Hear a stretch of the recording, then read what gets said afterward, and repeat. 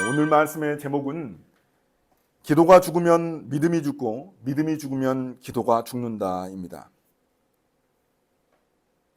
역사상 기독교 최고의 신학자 중 하나로 알려져 있는 어거스틴이 있습니다. 어거스틴의 참회록이라는 책을 여러분 이름을 들어보신 적 있을 겁니다. 그의 삶에 대한, 그가 어떻게 회심하게 됐는지에 대한 그런 책입니다. 좋은 책인데요. 이 어거스틴은 기도에 대해서 이렇게 말했습니다. 기도가 죽으면 믿음이 죽고 믿음이 죽으면 기도가 죽는다. 오늘 말씀의 제목인데요. 기도와 믿음은 뗄래야 뗄 수 없는 관계임을 말하고 있는 것입니다. 그러므로 기도하는 사람이 믿음이 있는 사람이고 믿음이 있는 사람이 기도하는 것입니다. 우리는 기도에 대해 사김의 기도라는 훌륭한 책을 통해 많은 것을 공부했습니다. 그래서 올바른 기도가 무엇인지 배웠습니다. 그렇지만 기도에 대해 아는 것과 우리가 실제 하는 것은 정말 다른 이야기라는 것을 우리가 다 알고 있습니다. 요즘 제가 기도에 대해서 굉장히 강조하고 우리가 함께 기도를 하고 있는데 또 오늘 말씀이 딱 이렇게 기도에 대한 말씀입니다. 그래서 성령께서 또 일하시고 계시다는 것을 깨닫게 됩니다. 시간이 많다고 더 기도하는 것도 아니고 시간이 없다고 덜 기도하는 것도 아닙니다. 종교개혁자 루터는 얼마나 많이 바쁜 삶을 살았습니까? 성경도 독일어로 번역하고 또 카톨릭과의 그런 어떤 다툼도 있었고 논쟁도 있었었고 또 신학교에서 교수로 가르치고 있었었고 정말 바쁜 삶을 살았지만 그는 바쁠수록 더욱 기도해야 된다고 말을 했습니다. 기도는 믿음의 문제이기 때문입니다. 세상 속에서 그리스도인인 우리는 정말 믿음 없이 살 수 없는 존재라고 고백합니다. 그러나 그것을 알면서도 잘 기도하지 않는 것이 또한 우리의 연약한 모습입니다. 오늘 말씀을 통해 우리의 기도가 회복되는 시간이 되기를 간절히 바랍니다. 먼저 오늘 말씀의 배경을 살펴보겠습니다. 오늘 말씀에서 솔로몬은 성전 건축 후 하나님께 봉헌 기도를 드리고 있습니다. 자신의 간절한 마음을 담아서 하나님께 이것만은 꼭 들어달라고 그렇게 간구하고 있는 것입니다. 그 말씀이 8장 22절부터 계속 되고 있습니다. 열왕기서에는 정말 많은 사건들과 많은 왕들이 등장합니다. 그러나 많은 학자들은 솔로몬의 성전 건축이 열왕기서의 중심에 있다고 말을 합니다. 그리고 그 성전 건축 안에서 또다시 그 중심이 있는데 그 중심이 바로 솔로몬의 기도라고 말을 합니다. 그러니까 지금 우리가 보고 있는 이 솔로몬의 기도는 열왕기상 중심에 있는 것 중에 중심에 있는 그런 부분이라고 볼 수 있습니다. 그만큼 우리가 집중해서 살펴봐야 할 본문이 바로 솔로몬의 기도입니다. 왜냐하면 그의 기도에 이스라엘의 운명이 달려 있기 때문입니다. 우리가 앞으로 이 말씀을 통해서 그것을 볼 것입니다. 8장 22절인데요. 8장 22절에 보시면 그런 다음에 솔로몬은 이스라엘 온 회중이 보는 데서 주님의 제단 앞에 서서 하늘을 바라보면서 두 팔을 들어서 펴고 이렇게 기도하였다라고 말합니다. 한번 사진을 한번 보시죠. 사진을 보시면 이렇게 솔로몬이 기도하고 있는 겁니다. 성전 앞에서 이렇게 기도하고 있는 겁니다. 솔로몬의 그 간절한 눈빛이 잘 안 보이네요. 눈이 검해가지고. 근데 아무튼 이 간절하게 주님 앞에 기도합니다. 근데 마지막에 보면은 그 얼마나 간절했던지 무릎을 꿇고 기도하는 게 바로 그 다음 장면에 나옵니다. 그 정도로 솔로몬은 정말 하나님께 간절히 기도하고 있는 것입니다. 저희도 이제 나중에 이제 물론 성전과 예배당은 다르지만 또 예배당을 얻게 되면은 거기서 또 우리의 간절한 기도를 드리지 않겠습니까? 이 정말 솔로몬은 마치 자신이 대제사장이 된 것처럼, 그러니까 이 대제사장처럼 성전의 제단 앞에 서서 하늘을 바라보며 두 팔을 벌려 기도하고 있는 것입니다. 그가 백성들을 위해 중보기도하는 것은 모두 7가지입니다. 솔로몬은 의도적으로 7이라는 숫자에 맞춰서 기도한 것입니다. 7. 7은 여러분 하나님의 숫자입니다. 3이 우리가 삼위일체를 말하지 않습니까? 그래서 3은 하늘의 숫자라고 이야기하고 4는 동서남북 해가지고 땅의 숫자라고 말을 합니다. 그래서 하늘의 숫자와 땅의 숫자가 결합된 게 합혀진 게 어떻게 된다는 거라고요? 7이라는 하나님의 숫자가 된 것입니다.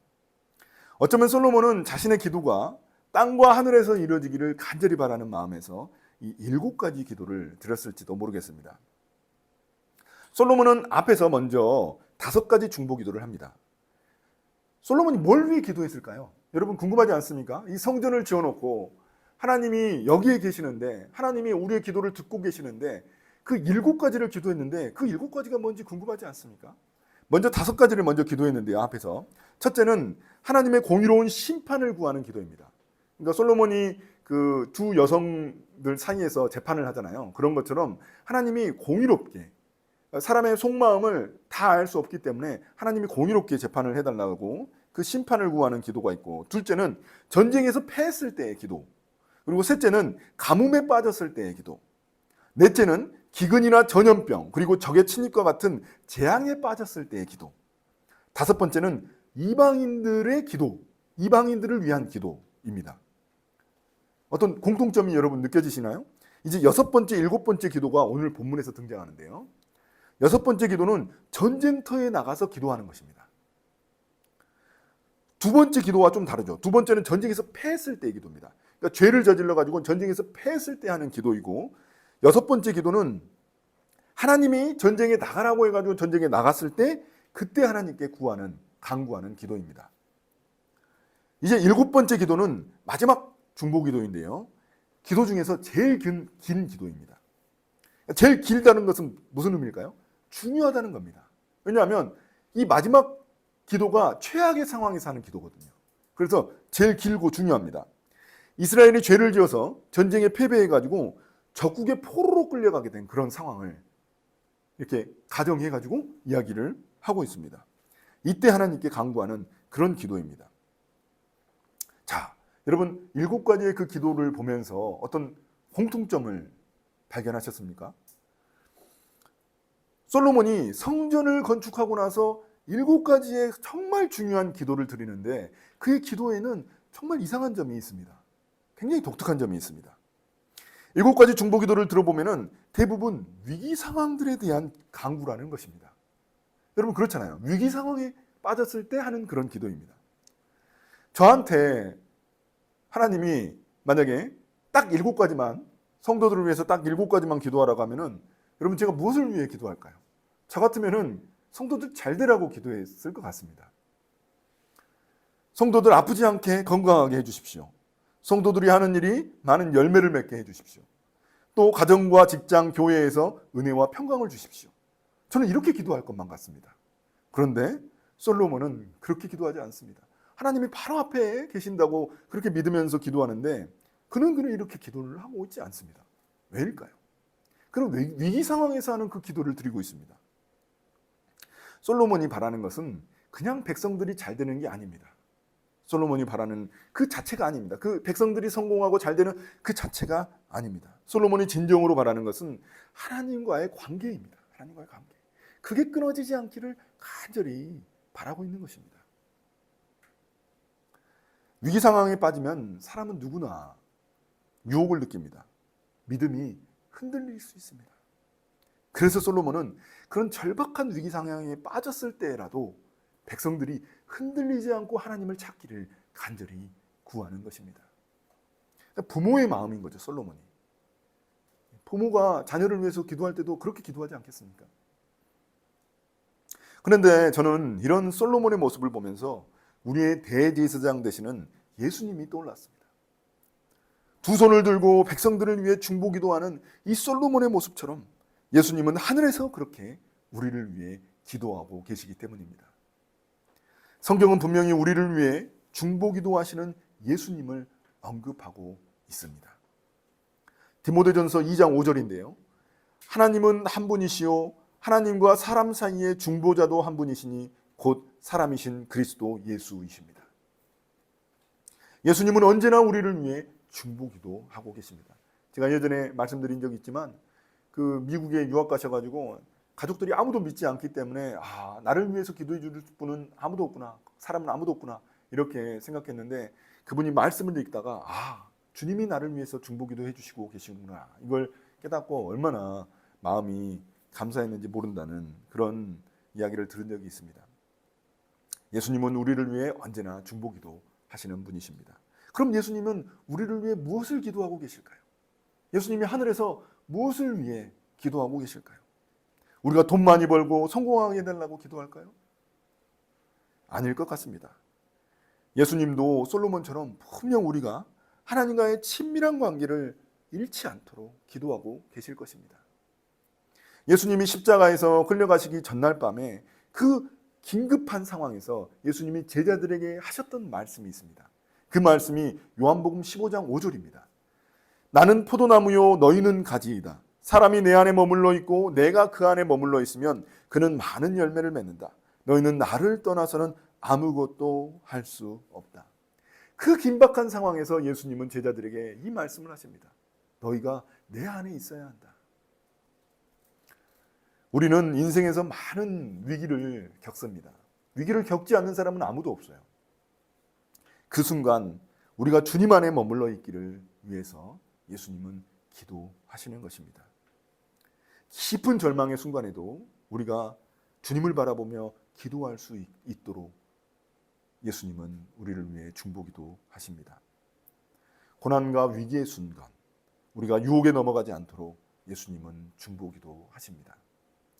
이처럼 솔로몬의 기도는 우리를 위해 중보기도 하시는 예수님을 떠올리게 합니다. 우리는 우리를 위해 기도하시는 중보기도 하시는 그 예수님을 발견할 수 있습니다. 그럼 이제 솔로몬이 오늘 말씀에서 한 그의 6번째 중보기도를 한번 보겠습니다. 44절 45절인데요. 주님의 백성이 적과 싸우려고 전선에 나갈 때 주님께서 그들을 어느 곳에 보내시든지 그곳에서 주님께서 선택하신 이 도성과 내가 주님의 이름을 기리려고 지은 성전을 바라보며 그들이 주님께 기도하거든 주님께서는 하늘에서 그들의 기도와 간구를 들으시고 그들의 사정을 살펴보아 주십시오. 솔로몬은 전쟁에 나가서 어려움에 처했을 때 백성들이 성전을 향해 기도하면 그들의 기도에 응답해달라고 하나님께 중보기도 하고 있습니다. 전쟁터에서 하나님의 인도하심과 그 도우심을 간구하고 있는 것입니다. 여러분 당시 그 때를 한번 생각해 보십시오. 얼마나 전쟁이 자주 일어납니까? 우리는 뭐 전쟁 평생 아직까지 저는 전쟁을 겪어보지 못했습니다. 이 전쟁을 근데 그들은 거의 뭐 몇 년마다 한 번씩 계속 겪는 거죠. 전쟁은 나라의 운명과 한 개인 그리고 한 가정의 운명이 달려있는 굉장히 중요한 일이었습니다. 생사가 오가는 매우 절박한 그런 순간의 연속이었습니다. 이때 백성들이 해야 할 일은 무엇일까요? 그들이 해야 할 가장 중요한 일은 하나님을 의지하는 것입니다. 왜냐하면 전쟁의 승패가 결국 하나님께 달려있기 때문입니다. 성경이 그렇게 이야기하고 있습니다. 여러분 성경을 보십시오. 군인의 수나 전쟁 무기, 전술의 전쟁의 승패가 달려있지 않습니다. 보면은 어이없는 그런 전쟁이 굉장히 많아요. 이스라엘이 너무나 열악한 상황인데도 불구하고 하나님의 말씀에 순종했을 때 이기는 전쟁이 너무나 많거든요. 그러니까 전쟁의 승패는 하나님의 뜻에 순종하느냐 마느냐에 달려있는 것입니다. 대표적으로 기드온의 그 전쟁을 한번 보십시오. 하나님의 뜻에 순종하면 기드온이 겨우 300명의 용사만으로도 수만 명의 군사를 무찌를 수 있었습니다. 그런데 이 솔로몬의 기도를 조금 더 우리가 자세히 살펴봐야겠습니다. 왜냐하면 솔로몬은 그냥 이스라엘이 무조건 이기게 해달라고 기도하고 있지 않습니다. 기도하면 승리를 주십시오. 주님 기도하면 적들을 짓밟게 해주십시오. 솔로몬은 이렇게 기도하지 않습니다. 그의 기도는 전쟁터에서 기도할 때 하나님이 그 기도를 들으시고 백성들의 사정을 살펴보아 달라고 기도하고 있습니다.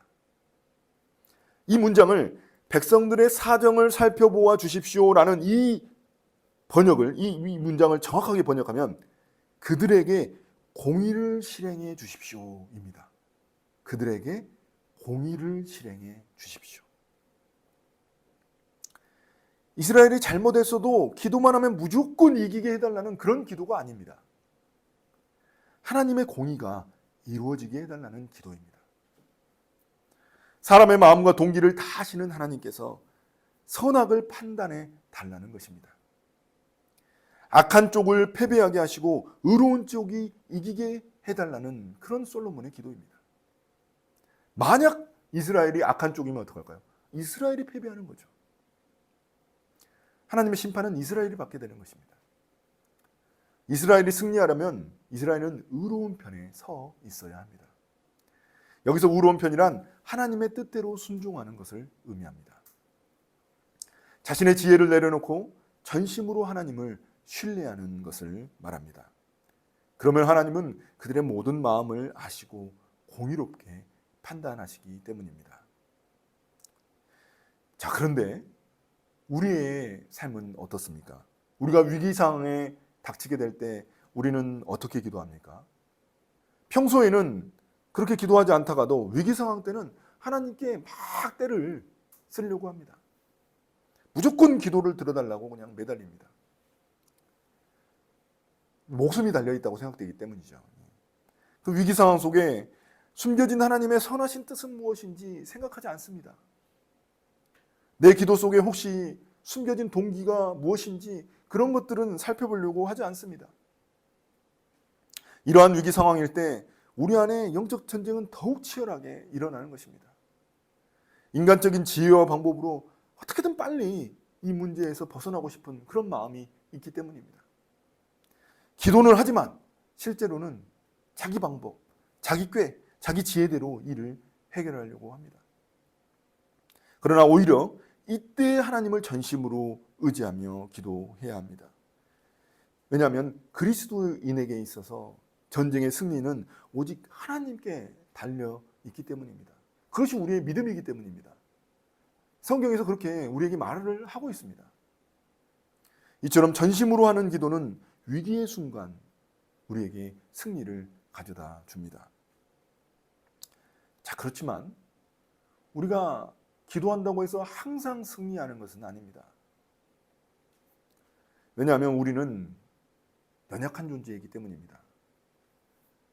그래서 솔로몬은 그 다음 기도를 이렇게 합니다. 마지막 7번째 솔로몬의 중보기도인데요. 가장 깁니다.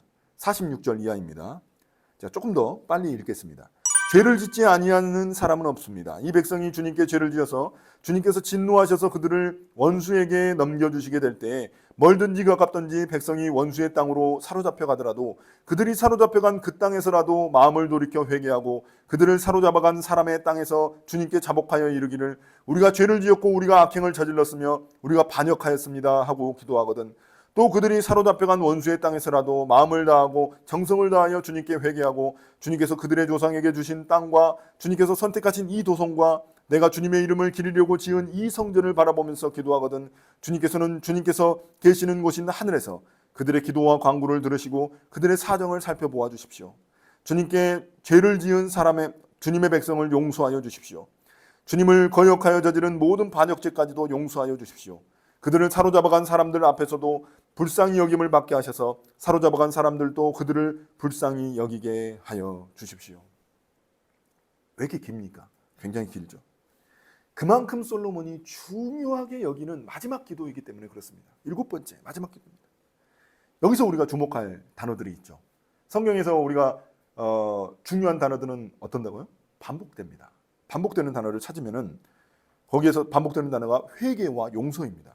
여러분 동그라미 치시면 됩니다. 회개와 용서. 한마디로 말하면 이렇습니다. 죄를 지어 전쟁에서 지고 포로로 끌려가더라도 진심으로 회개하고 돌이키면 불쌍히 여겨서 용서해달라는 것입니다. 그냥 하나님께.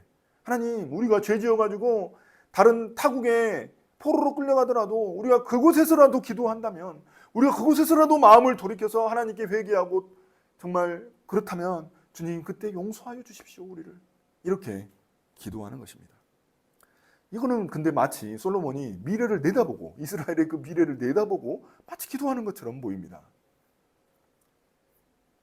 그런 이유가 있죠. 왜냐하면 이 열왕기 서는 포로로 끌려간 백성들이 읽었던 책이기 때문에 그렇습니다.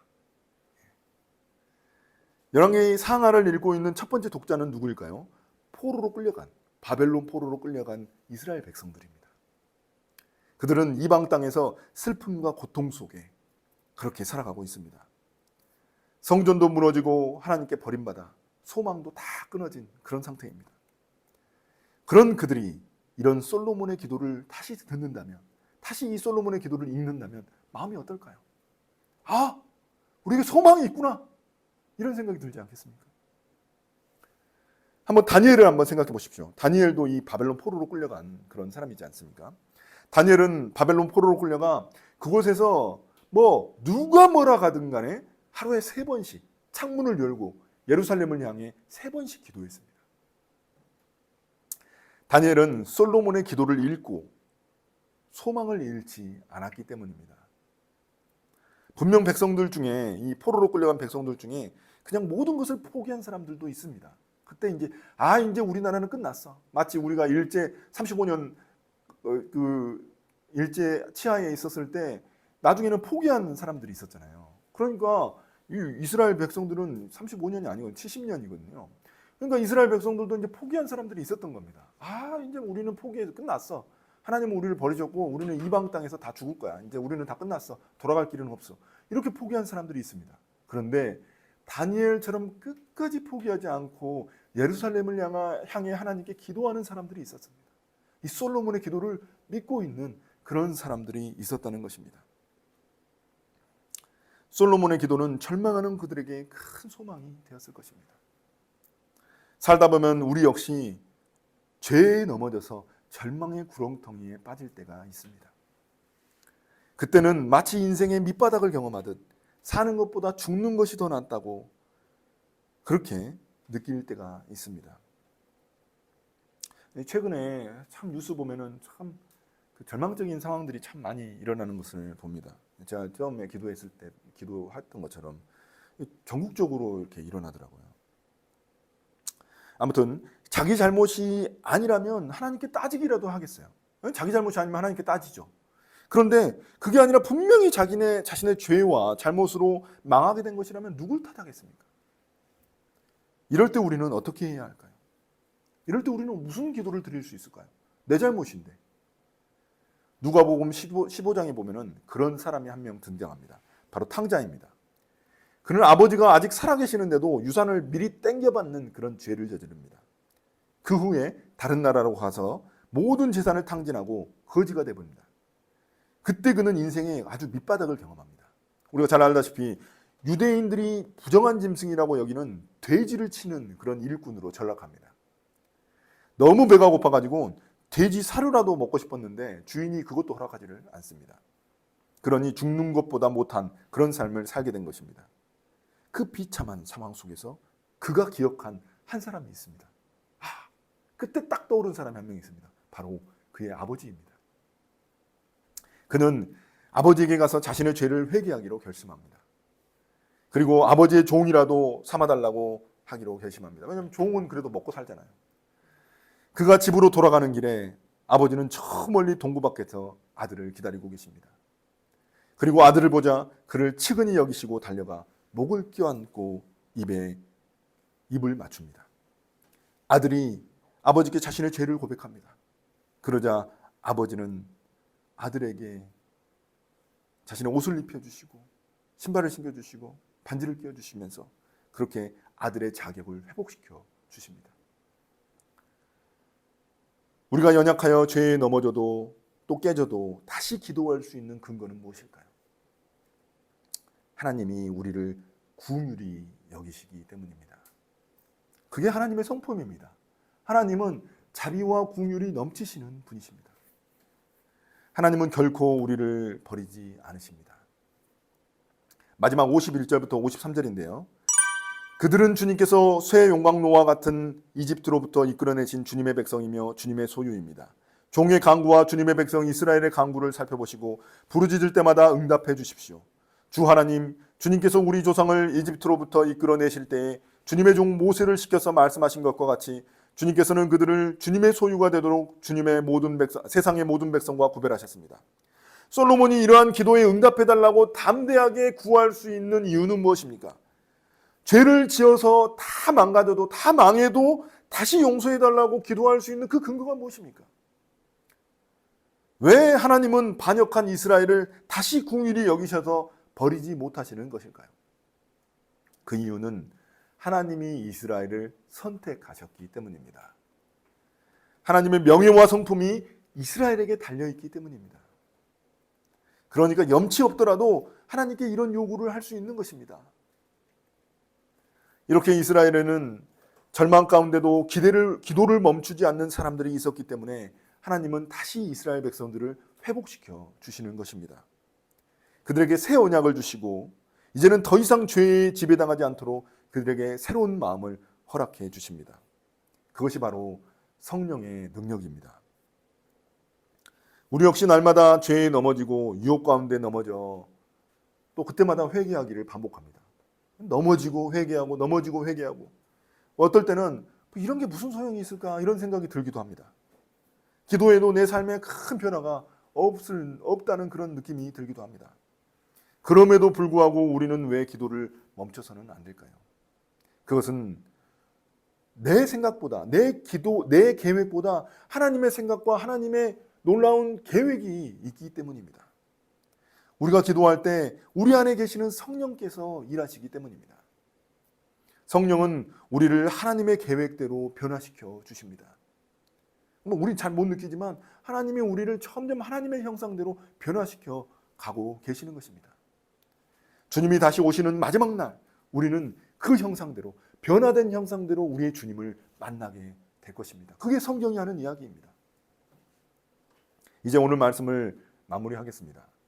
사랑하는 형제자매 여러분, 기도는 하나님이 우리에게 주신 가장 큰 특권 중에 하나입니다. 언제 어디서나 어떤 순간에도 우리는 기도할 수 있습니다. 그렇죠? 언제 어디서나 어떤 순간 어느 곳에서도 기도할 수 있습니다. 우리가 기도할 때 하나님은 눈을 들어 우리를 보시고 우리의 기도에 귀를 기울이십니다. 그것이 오늘 솔로몬이 한 중보기도이며 예수님이 우리를 위해 날마다 하시는 기도 제목입니다. 우리를 위해 기도하시는 거예요. 은상아, 네가 어려움에 처하고 정말 힘들 때 그 주님을 놓치지 말라고 그렇게 저를 위해 기도하고 계시는 것입니다. 철로 역정을 쓴 존 버녀는 이렇게 말합니다. 기도는 영혼의 방패요 사탄을 향한 채찍이다. 또한 그는 이렇게 말했습니다. 기도는 죄를 멈추도록 이끌지만 죄는 기도를 멈추도록 유혹할 것입니다. 그렇습니다. 우리가 기도할 때 성령 하나님이 우리 안에서 일하십니다. 기도는 하나님 나라 백성이 하나님의 나라를 세우기 위해 날마다 벽돌을 나르는 것과 같습니다. 우리는 기도로 하나님의 나라를 세워나가는 하나님의 집을 지어가는 그런 일꾼인 것입니다. 저는 저와 여러분이 이번 또 이 솔로몬의 기도를 통해서 기도의 사람이 되시기를 예수님의 이름으로 축복합니다. 아멘.